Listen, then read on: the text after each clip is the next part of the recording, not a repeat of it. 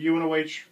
We got UNOH men's basketball coach Chris Adams here. Another win, 4 straight wins. This team's really seeming to come together, and like we talked about last time, they're finding their identity and finding their roles, and everybody's playing their role. They really stepped up tonight. That was a very well-coached team, a hard-fought game.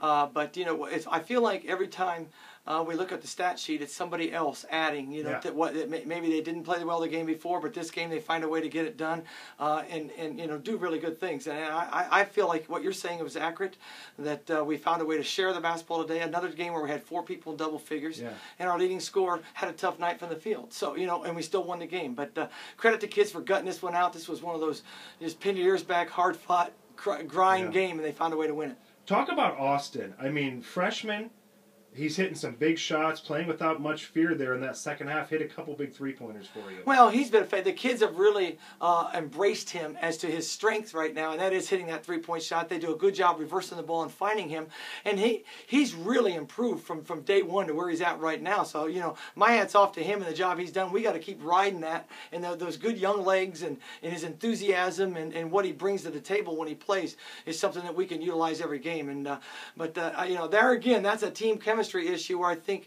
you know, he has trouble creating his own offense, but he does really well because the guy's getting the ball where he needs to have it. So it's a two-pronged fork, but it's been good, and I really enjoy coaching this group and coaching Austin Hintz in particular what he's done. Talk about Blake. The reason I like Blake is he's a threat on the offensive end, but he doesn't take a break on the other side of the court.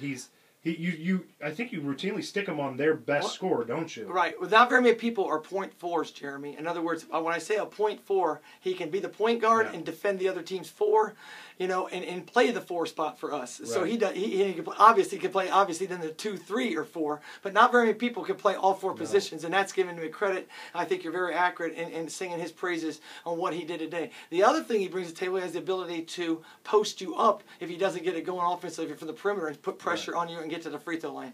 So, you know, his ability to have length and defend has really helped us win, help us shut down some key people. Number 3 is a very good player for Aquinas, and he got 16, but he had to work for it, especially the 8 in the second half.